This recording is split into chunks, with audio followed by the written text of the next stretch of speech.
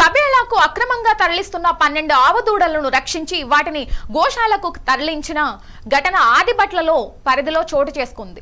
డీసీఎంలో నాదర్గూల్ మీదుగా నగరంలోని బార్కస్ కబేళాకు పశువులను తరలిస్తున్నారని వచ్చిన సమాచారం మేరకు ఎస్ఐ వెంకటేష్ ఆధ్వర్యంలో పోలీసులు నాదర్గూల్ వంశీ దర్ స్కూల్ సమీపంలో వాహన తనిఖీలు నిర్వహించారు. డీసీఎంను కొద్ది దూరంలో ఆపి డ్రైవర్ పారిపోయేందుకు ప్రయత్నించాడు. పోలీసులు అతన్ని పట్టుకుని డీసీఎంలో 7 మగదూడలు, 2 ఆవుదూడలు, 3 కోడెలను గుర్తించారు. డీసీఎం డ్రైవర్ గజ్జా రవి, మరో వ్యక్తి అబేద్ ను అదుపులోకి తీసుకుని ప్రశ్నించారు. నల్గొండ జిల్లా మల్లెపల్లి సంతలోని కొన్ని బార్కస్ కబేళాలో పశువులను తరలిస్తున్నట్లు వారు ఒప్పుకున్నారు. 12 పశువులను గోశాలకు తరలించి డీసీఎం వాహనాన్ని స్వాధీనం చేసుకుని డ్రైవర్ పై కేసు నమోదు చేసినట్లు సిఐ రాఘవేందర్ రెడ్డి తెలిపారు. సంతోష్ నగర్ में